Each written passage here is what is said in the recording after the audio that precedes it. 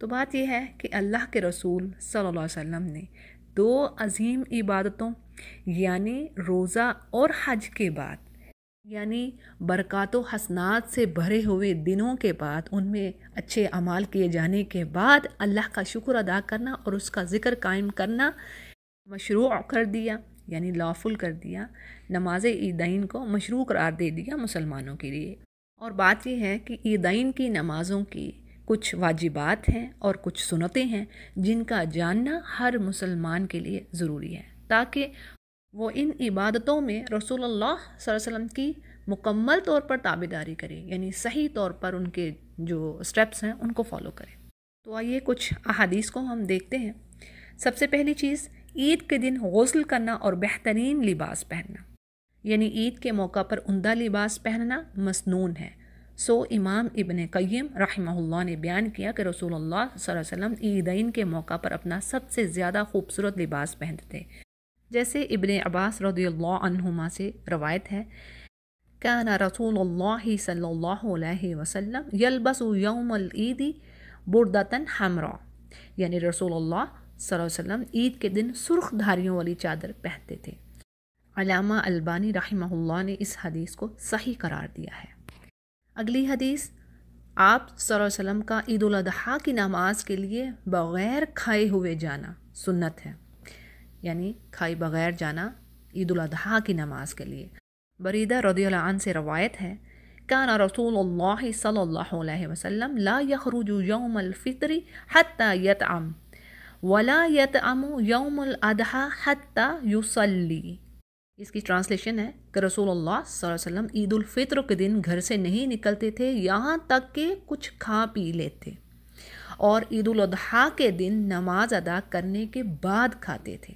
اس کو سنن ترمذی روایت کر رہے ہیں، اور علامہ البانی رحمہ اللہ نے اس حدیث کو صحیح قرار دیا ہے۔ یعنی کیا پتہ چلا ہمیں کہ عید الفطر کی نماز پڑھنے سے پہلے کچھ کھا کر جانا سنت ہے۔ اس کے برعکس عید الاضحیٰ کی نماز سے پہلے کچھ کھانا پینا سنت سے ثابت نہیں، یعنی یہ سنت نہیں ہے۔ لیکن اگر کوئی شخص کھا پی لیتا ہے، یعنی اس کو سنت کا علم نہیں ہے، وہ کھا لیتا ہے، تو اس پہ کوئی حرج نہیں ہے، یعنی کوئی گناہ کی بات اس نے نہیں کی، لیکن اگر وہ نہیں کھاتا تو اس نے سنت پر عمل کیا، اور انشاءاللہ اس پر ریوارڈ کا یعنی اجر کا وہ مستحق پائے گا۔ اگلی حدیث کو دیکھتے ہیں، عیدگاہ پیدل جانا اور پیدل واپس آنا۔ جیسا کہ حدیث سے پتہ چلتا ہے، ابن عمر رضی اللہ عنہما اور سعد رضی اللہ عنہ بیان کرتے ہیں کہ کان رسول اللہ صلی اللہ علیہ وسلم یخرج الی العید ماشیا ویرجع ماشیا، یعنی رسول اللہ صلی اللہ علیہ وسلم عید کی نماز کے لیے پیدل جاتے اور پیدل ہی واپس آتے۔ اس کو سنن ابن ماجہ روایت کر رہے ہیں، اور یہ حدیث حسن حدیث ہے۔ لیکن اگر عیدگاہ دور ہو یا کسی عذر کی بنا پر پیدل جانا دشوار ہے تو سواری پر جانے میں بھی کوئی حرج نہیں ہے۔ اگلی حدیث کو دیکھتے ہیں، نماز سے عیدگاہ میں پڑھنا، یعنی عید کی نماز کو عیدگاہ میں پڑھنا سنت ہے۔ جیسے ابو سعید خدری رضی اللہ عنہ سے روایت ہے کہ انہوں نے کہا، کان رسول اللہ صلی اللہ علیہ وسلم یخرج یوم الفطر والاضحیٰ الی المصلی، یعنی رسول اللہ صلی اللہ علیہ وسلم عید الفطر اور عید الاضحیٰ کی نماز کے لیے عیدگاہ تشریف لے جاتے تھے۔ صحیح بخاری اس کو روایت کر رہے ہیں۔ البتہ بارش یا کسی اور عذر کی وجہ سے کوئی ایسا اور ایکسکیوز ہے تو مسجدوں میں نماز ادا کرنی بھی جائز ہے۔ اگلی حدیث کو دیکھتے ہیں، عورتوں کا عیدگاہ جانا۔ اس کے بارے میں ام عطیہ رضی اللہ عنہما سے روایت ہے کہ انہوں نے کہا، رسول اللہ صلی اللہ علیہ وسلم نے ہمیں حکم دیا کہ ہم عورتوں کو عید الفطر اور عید الاضحیٰ میں لے جایا جائے، جوان لڑکیوں کو، حیض والی عورتوں کو اور پردہ نشی عورتوں کو بھی، یعنی یہ سب کی سب عیدگاہ میں جائیں۔ البتہ حیض والی عورتیں نماز سے الگ رہیں، لیکن وہ خیر و مسلمانوں کی دعا میں شریک رہیں۔ اور میں نے کہا، اے اللہ کے رسول، اگر ہم میں سے کسی ایک کے پاس جلباب نہ ہو تو آپ صلی اللہ علیہ وسلم نے فرمایا، اس کی بہن اس کو اپنی چادر اڑا دے۔ صحیح مسلم اس کو روایت کر رہے ہیں۔ سبحان اللہ، اس حدیث کے کتنے بینیفٹس ہیں۔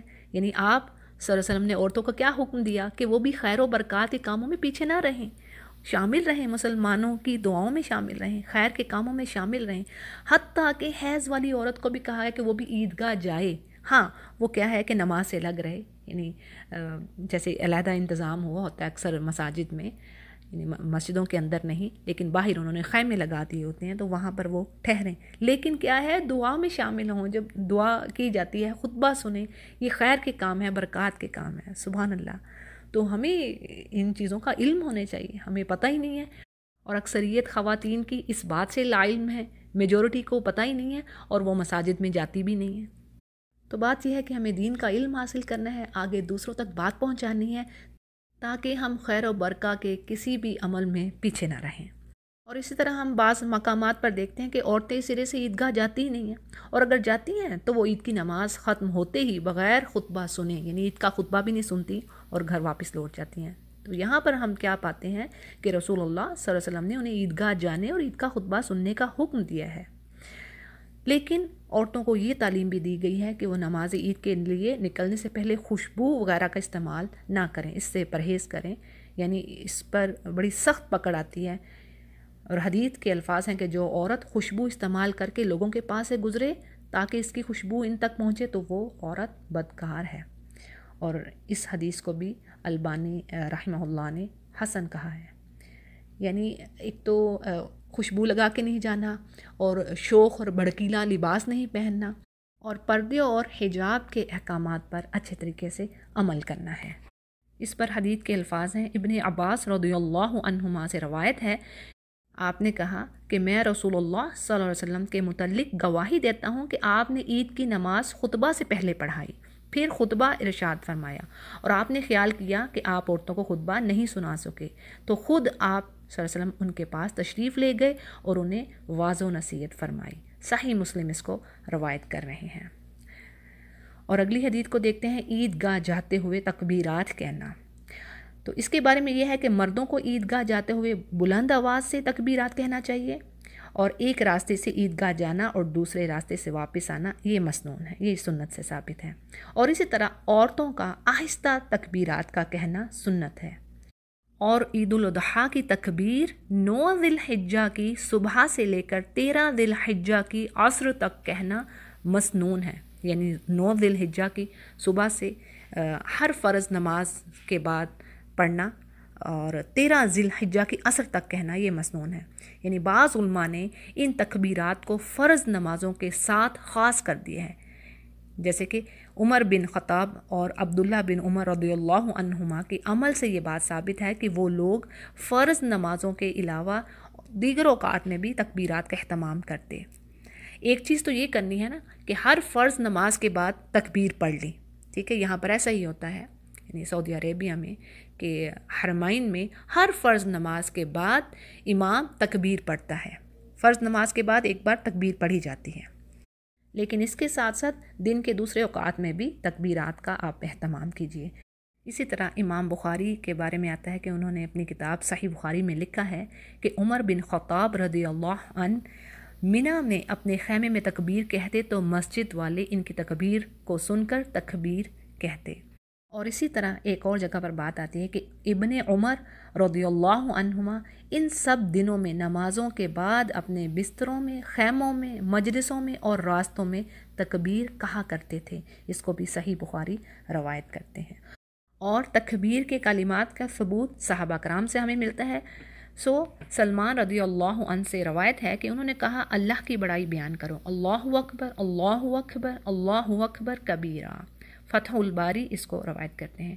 اسی طرح عبداللہ بن مسعود رضی اللہ عنہ ایام تشریق میں تکبیر کے کلمات اس طرح کہتے، اللہ اکبر لا الہ الا اللہ واللہ اکبر وللہ الحمد۔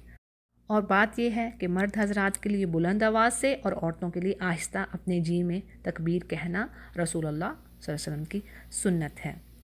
عیدین کی نماز کے بارے میں کیا حکم ہے؟ عیدین کی نماز اہل اسلام پر فرض ہے، اللہ نے فرمایا فصل لربک وانحر، لہٰذا اپنے رب کے لیے نماز پڑھیے اور قربانی کیجیے۔ اور اسی طرح حافظ ابن جوزی رحمہ اللہ نے اس آیت کریمہ کی تفسیر میں لکھا ہے کہ اس نماز کے بارے میں 3 باتیں ہیں، اور پہلی بات یہ ہے، یعنی پہلا قول یہ ہے کہ اس سے مراد عید کی نماز ہے۔ اسی طرح امام ابن قدامہ رحمہ اللہ عید کی نماز کے واجب ہونے کے سلسلے میں فرماتے ہیں کہ نبی کریم صلی اللہ علیہ وسلم کو اس کا ہمیشہ ادا کرنا ہی اس بات کی دلیل ہے کہ یہ فرض ہے، یعنی عید کی نماز فرض ہے، واجب ہے۔ عیدین کی نمازوں کا وقت، یعنی دونوں عیدوں کی نماز صبح سویرے ادا کرنی چاہیے، اور کسی عذر کی وجہ سے، یعنی اگر کوئی عذر ہے تو ٹھیک ہے، ورنہ بلا عذر اس کو تاخیر سے ادا نہیں کرنا چاہیے۔ حدیث ہے کہ صحابی رسول عبداللہ بن بصر رضی اللہ عنہ عید الفطر یا عید الاضحیٰ میں لوگوں کے ہمراہ نکلے۔ انہوں نے امام کے دیر کرنے پر ناپسندیدگی کا اظہار کیا اور فرمایا، ہم تو اس وقت فارغ بھی ہو چکے ہوتے تھے اور وہ وقت نماز چاشت کا تھا۔ سنن ابو داؤد اور علامہ البانی رحمہ اللہ نے اس حدیث کو صحیح قرار دیا ہے۔ اسی بارے میں ایک اور بات بھی ملتی ہے کہ امام ابن قیم رحمہ اللہ نے فرمایا، وَكَانَ يُؤَخَّرُ صَلَاةَ عِيدِ الْفِطْرِ وَيُعَجَّلُ الْأَضْحَىٰ، یعنی رسول اللہ صلی اللہ علیہ وسلم نماز عید الفطر کچھ تاخیر سے پڑھ لیتے، لیکن نماز عید الاضحیٰ میں جلدی کرتے تھے۔ اسی طرح حدیث سے یہ بھی پتہ چلتا ہے کہ نماز عیدین میں اذان اور اقامت نہیں ہے، اور اسی طرح اس بات کو بھی سمجھ لیجئے کہ نماز سے پہلے یا بعد میں کوئی نفل ثابت نہیں ہے۔ اکثر خواتین مسجد میں آ کر نماز ادا کر رہی ہوتی ہیں، نفل پڑھ رہی ہوتی ہیں عید کی نماز سے پہلے، تو ایسا کرنا جائز نہیں ہے، یعنی یہ سنت سے ثابت نہیں ہے۔ ہاں، اگر کسی عذر کی بنا پر مسجد میں نماز پڑھی جائے، یعنی کہ تحیت المسجد کی نیت سے 2 رکعت نماز پڑھنا، تو یہ مسنون ہے، یہ سنت ہے۔ جیسے حدیث کے الفاظ ہیں، جابر بن سمرہ رضی اللہ عنہ سے روایت ہے کہ انہوں نے کہا، میں نے رسول اللہ صلی اللہ علیہ وسلم کے ساتھ عیدین کی نماز 1-2 مرتبہ نہیں بلکہ متعدد بار، یعنی کئی بار بغیر اذان اور اقامت کے پڑھی ہے۔ صحیح مسلم اس کو روایت کرتے ہیں۔ عیدین کی نمازوں کا طریقہ، یعنی عید کی نماز جمعہ کی نماز کی طرح 2 رکعت جہری پڑھنی مسنون ہے، یعنی اس میں قرأت اونچی کرے گا امام، سب کو سنائی دے گی۔ البتہ عید کی پہلی رکعت میں تکبیر تحریمہ اور دعا ثنا کے بعد 7 زائد تکبیریں، یعنی زیادہ تکبیریں پڑھی جائیں گی پہلی رکعت میں، ٹھیک ہے، 7 زائد تکبیریں، اور دوسری رکعت میں تکبیر قیام کے بعد 5 زائد تکبیریں کہنی ثابت ہیں۔ جیسے عبداللہ بن عمر رضی اللہ عنہما سے روایت ہے کہ یقیناً نبی کریم صلی اللہ علیہ وسلم نے عید میں 12 تکبیریں کہیں، 7 پہلی میں اور 5 دوسری میں، اور آپ صلی اللہ علیہ وسلم نے عید سے پہلے یا بعد میں کوئی نماز نہیں پڑھی۔ سنن ابن ماجہ اس کو روایت کرتے ہیں، اور علامہ البانی رحمہ اللہ نے اس حدیث کو صحیح حسن قرار دیا ہے۔ اسی طرح ایک اور حدیث میں عبداللہ بن عمرو بن العاص رضی اللہ عنہ سے روایت ہے کہ انہوں نے بیان کیا، رسول اللہ صلی اللہ علیہ وسلم نے فرمایا، عید الفطر کی نماز کی پہلی رکعت میں 7 تکبیریں اور دوسری میں 5 ہیں، اور قرأت دونوں رکعت کی تکبیروں کے بعد ہے۔ اس کو سنن ابن داؤد روایت کرتے ہیں، اور یہ بھی حدیث حسن ہے۔ اسی طرح عیدین کی نمازوں میں آپ صلی اللہ علیہ وسلم کون سی صورتوں کو پڑھتے تھے، اس کے بارے میں حدیث ہے۔ عبید اللہ بن عبداللہ رضی اللہ عنہما سے روایت ہے، عمر بن خطاب رضی اللہ عنہ نے ابو واقد لائشی رضی اللہ عنہما سے پوچھا، عید الاضحیٰ اور عید الفطر میں رسول اللہ صلی اللہ علیہ وسلم کیا پڑھا کرتے تھے؟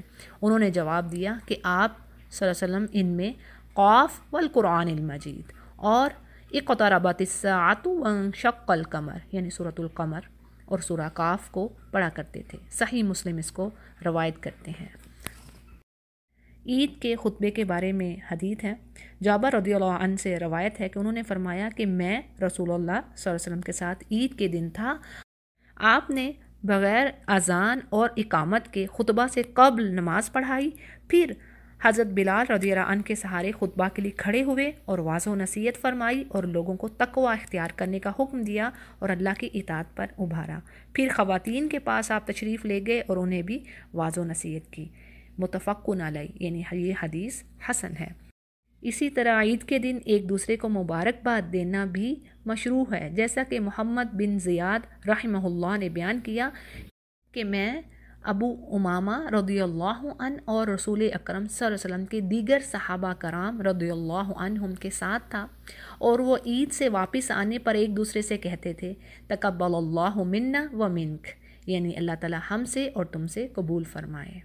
اسی طرح عیدگاہ سے واپسی پر راستے کو تبدیل کرنا بھی سنت سے ثابت ہے، جیسے امام بخاری رحمہ اللہ نے جابر رضی اللہ عنہ سے روایت کیا ہے کہ انہوں نے فرمایا نبی کریم صلی اللہ علیہ وسلم عید کے دن جاتے وقت ایک راستہ اور واپسی کے لیے دوسرا راستہ اختیار کرتے. صحیح بخاری اس کو روایت کر رہے ہیں. اور عیدگاہ سے واپسی پر راستے کو تبدیل کرنے کے بارے میں علماء کے 20 سے زیادہ اقوال ہیں، یعنی 20 سے زیادہ وہ اس کی ریزنز بتاتے ہیں، اس کی جو خیر و برکات ہیں اس کے بارے میں وہ بتاتے ہیں. چند کا میں آپ کے آگے ذکر کر دیتی ہوں، یعنی چند پوائنٹس میں آپ کے آگے رکھ دیتی ہوں کہ اس کی کیا وجہ ہے. نمبر 1، دونوں راستے قیامت کے دن آپ کے حق میں گواہی دیں گے. نمبر 2، دونوں راستوں میں جن و انس آپ کے حق میں گواہی دیں گے. نمبر 3، دونوں راستوں کے فرشتے آپ کے حق میں گواہی دیں گے. نمبر 4، اسلامی شعار کا یہ اظہار ہوتا ہے جو کہ دونوں راستوں میں ہو جائے گا. پھر اسی طرح دونوں راستوں میں اللہ کے ذکر کا اظہار ہوتا ہے. نمبر 6، یہودیوں اور منافقوں کو جلانا مقصود ہے. اور نمبر 7، ان پر مسلمانوں کا رعب و دبدبہ طاری ہو جائے، یعنی مسلمانوں کی کثرت سے ان کے دلوں میں رعب بھرے، خوف محسوس کریں وہ. پھر اسی طرح نمبر 8 کیا ہے کہ دونوں راستوں کے لوگوں کو آپ کا دیدار نصیب ہو جائے اور آپ کے گزرنے کی برکت سے وہ بھی فیض یاب ہو جائیں. فتح الباری اس روایت کر رہے ہیں ان پوائنٹس کو. اگلی حدیث عید کے دن روزہ رکھنے کے حکم کے بارے میں ہے. عید الفطر اور عید الاضحیٰ کے دونوں دنوں میں روزہ رکھنا منع ہے، خواہ وہ روزہ کفارہ کا ہو یا نظر کا یا نفلی ہو یا حج تمتع کا یا رمضان کے قضا کرنے کا، یعنی کسی بھی قسم کا وہ روزہ ہے وہ ممنوع ہے. ام المؤمنین عائشہ صدیقہ رضی اللہ عنہا سے مروی ہے نہا رسول اللہ صلی اللہ علیہ وسلم عن صومین یوم الفطر و یوم الاضحیٰ، یعنی رسول اکرم صلی اللہ علیہ وسلم نے 2 دن روزہ سے منع فرمایا ہے، ایک عید الفطر اور دوسرے عید الاضحیٰ کے دن. صحیح مسلم اس کو روایت کرتے ہیں. اور علماء ان دنوں میں روزہ نہ رکھنے کی حکمت یہ بیان کرتے ہیں کہ اللہ تعالیٰ کی اپنے بندوں کے لیے ضیافت سے راز ہے، یعنی یہ 2 دن اللہ سبحانہ تعالیٰ نے اپنے بندوں کو دیے خوشی منانے کو، کھانے پینے کو. تو ان دنوں میں جو اللہ نے یعنی مخصوص کیے ہیں خوشی کے لیے، تو اس میں اسی طریقے سے رخصت لینی چاہیے اور خوشی منانی چاہیے.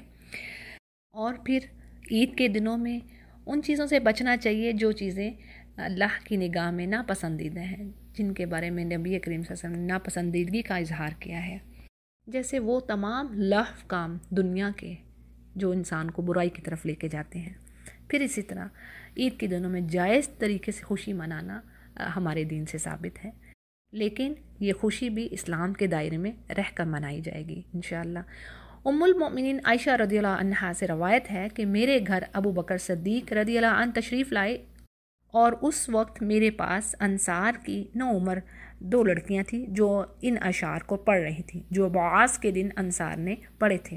حقیقت میں وہ لڑکیاں گانے والی نہ تھیں، یہ عید کا دن تھا. سو ابو بکر رضی اللہ عنہ نے فرمایا کیا رسول اللہ صلی اللہ علیہ وسلم کے گھر میں شیطان کی آواز گونج رہی ہے؟ تو رسول اکرم صلی اللہ علیہ وسلم نے فرمایا یا ابا بکر ان لکل قوم عیدا وہذا عیدنا، یعنی اے ابو بکر ہر قوم کے لیے ایک تہوار ہوتا ہے اور یہ ہمارا تہوار ہے. اس کو صحیح بخاری اور صحیح مسلم روایت کر رہے ہیں.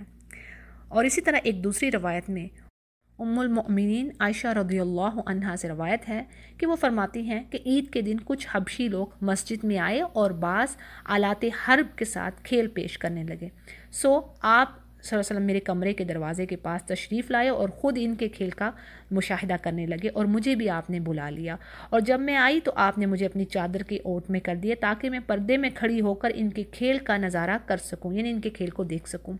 اسی لیے میں نے آپ کے کندھوں پر اپنا سر رکھا اور ان کے کھیل کو دیکھنے لگی. پھر جب کھیل دیکھتے دیکھتے اکتا گئی تو آپ نے پوچھا کافی ہے؟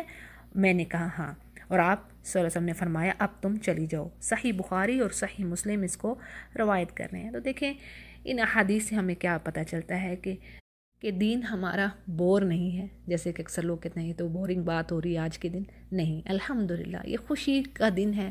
اللہ رب العزت نے ہمیں دن دیا ہے عید کا، اس کو بھرپور خوشی سے منانا چاہیے اور ہمیں پتہ ہونا چاہیے یعنی the ways how we can celebrate it. الحمدللہ اللہ سبحانہ تعالیٰ نے خوبصورت دین دیا ہے اور اس میں ایسا کوئی مسئلہ نہیں ہے. جو جائز چیزیں ہیں آپ ان کو خوشی سے کریں، خوبصورت اچھے لباس زیب تن کریں، بچوں کو پہنائیں، اچھے کھانے بنائیں، اپنے عزیز و اقارب کو بلائیں. انجوائے کیجئے یہ دن. اور سب سے بڑی بات ہے، جب ہمارے دل کے اندر خوشی ہوگی تو وہ خود ہی پھوٹ پھوٹ کے باہر آئے گی. اور ہمیں اپنے بچوں کو احساس دلانا ہے کہ یہ دن ہے منانے کا، یہ دن ہے سیلیبریٹ کرنے کا، نہ کہ یہ جو برتھ ڈے پارٹیز ہو رہی ہیں یہ عیدوں کے دن ہیں ہمارے لیے. ان کو ہمیں منانا ہے خوشی کے ساتھ. بچوں کے فرینڈس کو بلائیے، گفٹس دیجئے، یہ چیزیں انجوائے کرنے کی. یہ ہے خوبصورت دن.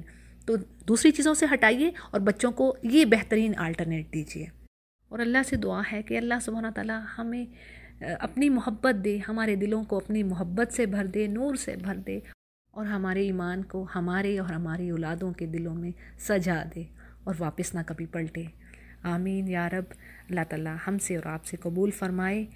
وصلی اللہ وسلم علی نبینا محمد وعلی آلہ وصحبہ اجمعین.